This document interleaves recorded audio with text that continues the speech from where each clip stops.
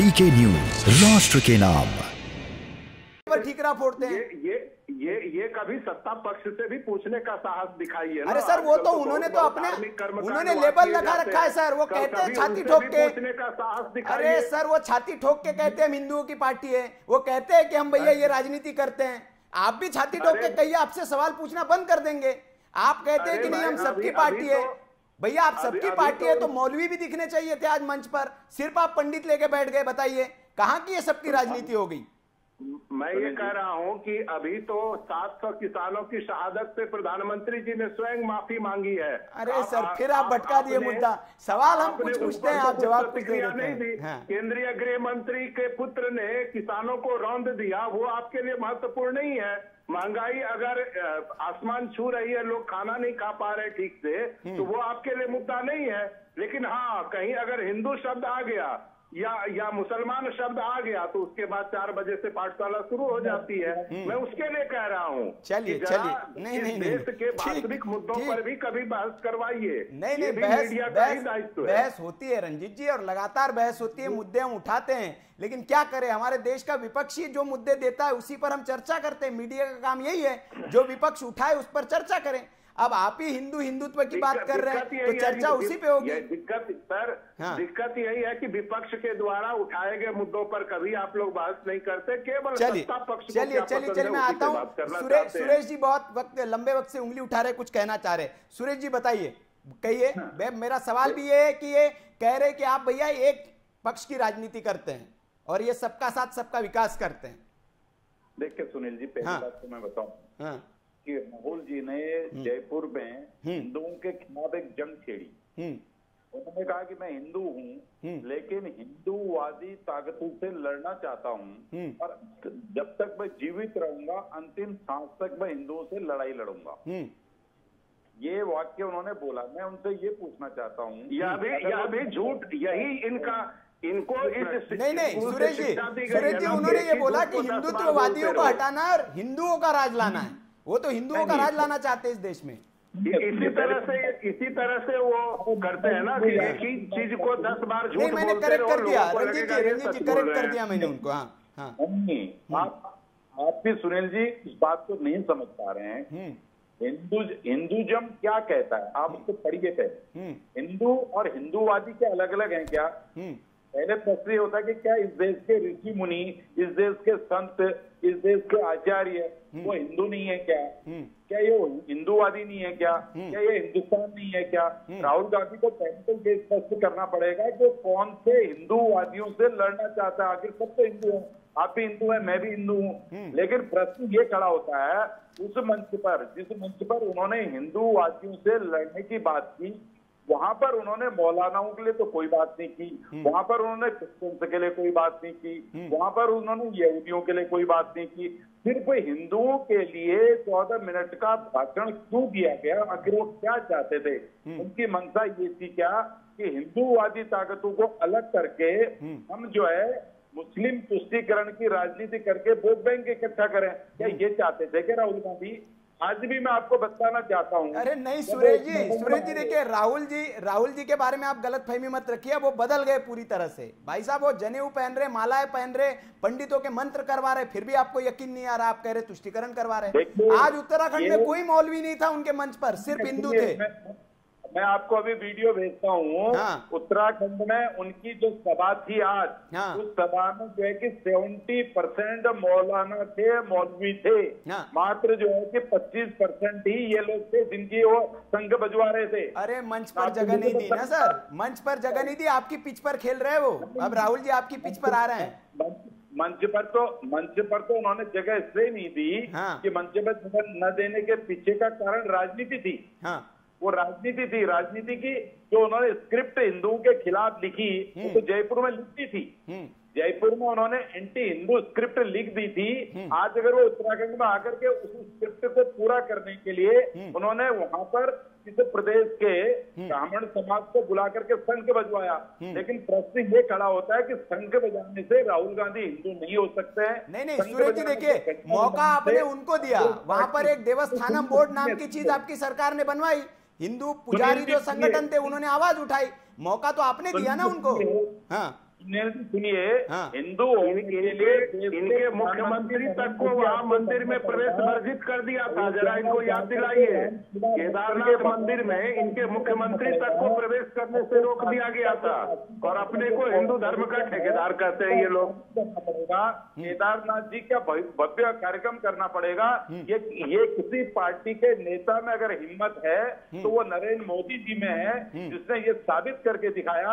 अयोध्या में मंदिर भी बनेगा, काशी में भोलेनाथ का कॉरिडोर भी बनेगा, केदारनाथ में जो है कि भव्य, चलिए ठीक, वो सब होगा। विषय पर हम आते हैं। मिश्रा जी बहुत लंबे वक्त से हमारे साथ। मिश्रा जी, मैं ये समझना चाह रहा हूं कि उत्तराखंड में जो आज कांग्रेस पार्टी की ओर से एक एक्सरसाइज की गई, जाहिर तौर पर इसे चुनावी एक्सरसाइज कहा जाएगा, हालांकि उन्होंने विजय संकल्प रैली इसका नाम दिया। नाम भी कभी प्रधानमंत्री नरेंद्र मोदी ने अपनी रैली की थी इसी नाम से, विजय संकल्प रैली, उसी नाम से आज कांग्रेस ने रैली की है, विजय संकल्प रैली। और उसमें शहीदों को सम्मानित किया गया, मंचों पर शहीद जो सेना के रिटायर्ड लोग थे उनको। अच्छा, वो रैली मोदी जी के नाम से पेटेंट हो चुका है क्या? नहीं रंजीत जी, मैं वो नहीं कह रहा हूं। मैं कह रहा हूं कि बस उनकी पिच पर आप 100% उधर जा रहे हैं, मैं बस इधर इशारा कर रहा हूं। तो मिश्रा जी, मैं समझना चाहूंगा कितना फायदा इसको कांग्रेस को होगा इससे?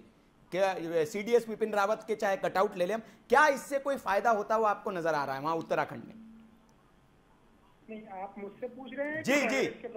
जी, नहीं, आप ही से पूछ रहा हूं मिश्रा जी। देखिए, मैं आपको बताऊं, अभी मैं कांग्रेस के फेवर में बोलूं नहीं तो मेरे मित्र नाराज हो जाएंगे जी। मैं मानने को तैयार हूं, राहुल गांधी के अंदर बड़ा टैलेंट है और कांग्रेस पार्टी ने बहुत कुछ किया हुआ है, इनके पास बहुत कुछ है जी। मैं देखिए कितना बड़ा कॉन्ट्राडिक्शन ये अपने हर रैली में हर स्टेप पे क्रिएट करते हैं। हाँ। हमारे कांग्रेस के मित्र ने अभी बोला कि हम सभी के अधिकारों की बात करते हैं। हाँ। माननीय पूर्व प्रधानमंत्री श्री मनमोहन सिंह जी का ऑफिशियल स्टेटमेंट है कि इस देश के रिसोर्सेज के पहला अधिकार मुसलमानों का है। ये कॉन्ट्राडिक्शन नहीं है क्या? इनको पता ही नहीं है। देखिए, जब आप जमीन से नहीं जुड़े होते हैं, ये मान लीजिए कि राहुल गांधी जमीन से नहीं जुड़े हुए हैं, वो उनका बचपना तो गुजरा है इटली में, पहली चीज तो उनको यहाँ के कॉन्सेप्ट के बारे में पता ही नहीं है।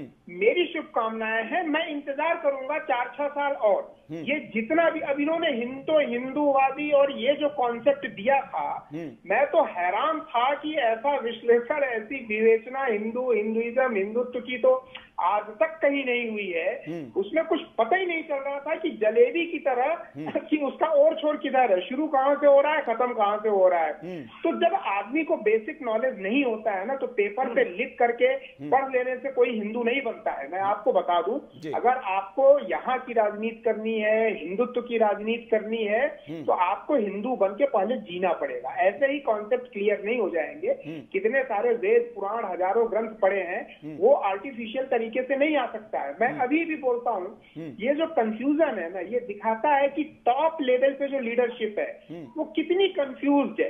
इस देश की परंपरा को, इस देश की राजनीति को, इस देश की धरोहर को, रिचुअल्स को वो कितना समझती है। वो पीढ़ी ही गायब हो गई, मैं आपको बता रहा हूँ। इनको गांव देश के बारे में पता नहीं, यहाँ के कॉन्सेप्ट के बारे में पता नहीं है।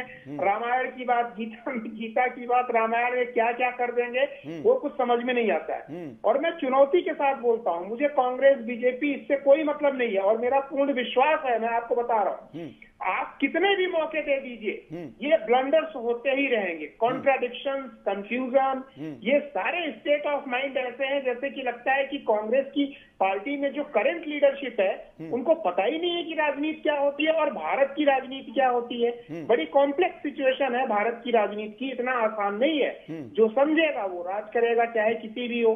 तो ये अपने जो स्टेट, मतलब मेंटल स्टेट ऑफ डायलेमा है, पहले देश को समझे, यहाँ के कल्चर को समझे, और भी बहुत सारी चीजें समझने के लिए हैं।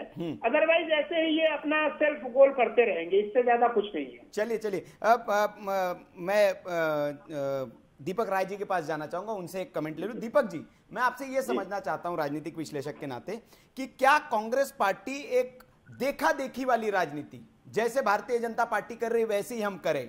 अब भाई बनारस में गए थे मोदी जी, वहां पे उन्होंने भव्य हिंदुओं के लिए कार्यक्रम कर दिया, तो हम भी अपने मंच पर कुछ पंडितों को बुलवा लेते हैं, मंत्रोच्चार करवा देते हैं, शंख बजवा देते हैं। तो क्या ये देखा देखी वाली राजनीति में फंस रही है कांग्रेस जो है, और यही उनके लिए घातक होगा?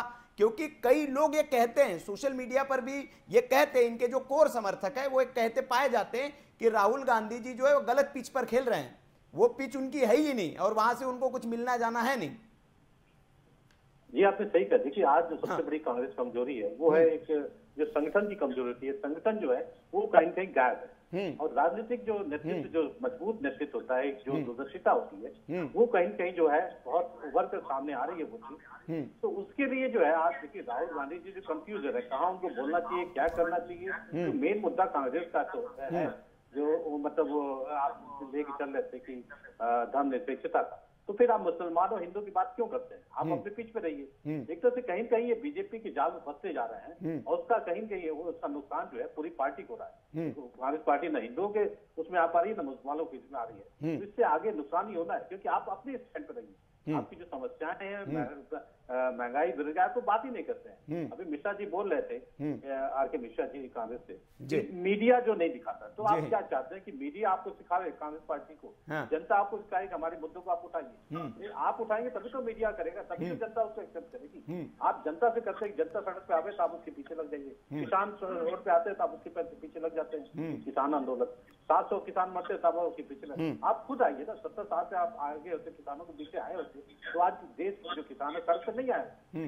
तो सवाल जो मेन मुद्दा है, आप उस पे आइए। आप जनता से मत स्पेशली आपको सिखाया मुद्दा, मीडिया आपको सिखाया कैसे राजनीति करती है, ये उम्मीद तो नहीं होनी चाहिए। चलिए चलिए दीपक जी, अनूप जी कुछ कहना चाह रहे हैं, उंगली उठा रहे, फिर मैं रंजीत जी के पास आ रहा हूँ। हाँ, मैं आपके पास भी आ रहा हूँ, आपके पास भी आ रहा हूँ। सुरेश जी, अनूप जी कुछ कहना चाह रहे हैं, मैं अनूप जी से एक कमेंट ले लूँ। बोलिए अमित जी।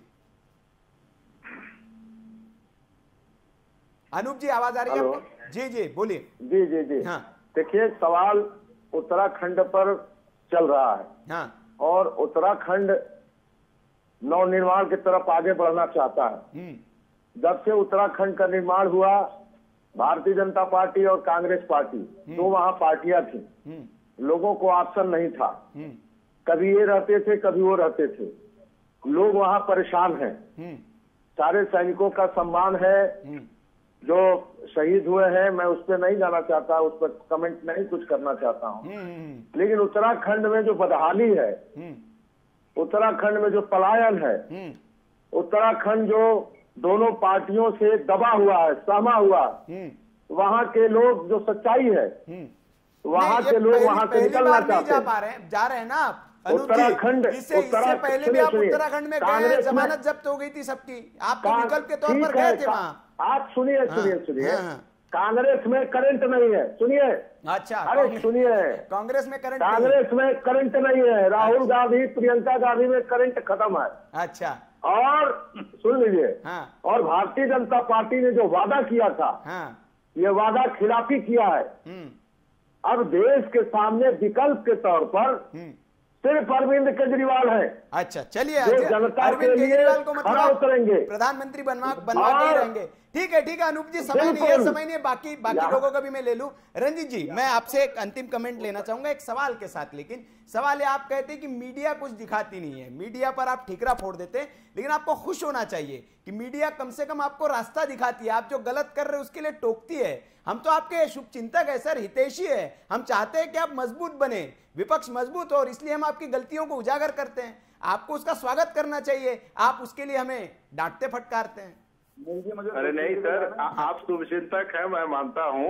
मैं ये अनूप जी की बात सुन रहा था जी। अनूप जी कहते हैं कि भाई करंट नहीं है, तो अरविंद केजरीवाल तो करंट देते रहते हैं दिल्ली के लोगों को। यहाँ तो सांस लेने लायक हवा नहीं छोड़ा अरविंद केजरीवाल जी ने। और सेकेंड वेव जब कोरोना की आई थी, तो आपने देखा होगा कि किस तरह से यहाँ हजारों लोग मौत के घाट उतार दिए गए। एक तरह से किसी को ऑक्सीजन सिलेंडर नहीं मिला, किसी को अस्पताल नहीं मिला। रंजीत जी, मैं माफी के साथ सुरेश जी मैं माफी चाहूंगा, समय इसकी इजाजत नहीं दे रहा है। बहस तो हमें करनी थी, और हमारा जो मुद्दा था उस मुद्दे से हम भटक भी गए, कई मुद्दे उसमें आ गए। लेकिन सवाल देश का है में आज हमने जो उठाया, कांग्रेस को इस पर चिंतन जरूर करना चाहिए कि शहीदों का क्या वो सम्मान करने की जगह, अच्छी बात है आप शहीदों का सम्मान करें, लेकिन इस बात का जरूर ध्यान रखना चाहिए कि कहीं उसमें हम शहीदों का अपमान तो नहीं कर रहे हैं, किसके बरक्स किसको खड़ा कर रहे हैं, इस पर जरूर ध्यान देना चाहिए। सवाल देश का है में आज बस इतना ही। कल फिर हाजिर होंगे एक नए सवाल के साथ। तब तक आप देखते रहिए वीके न्यूज। नमस्कार।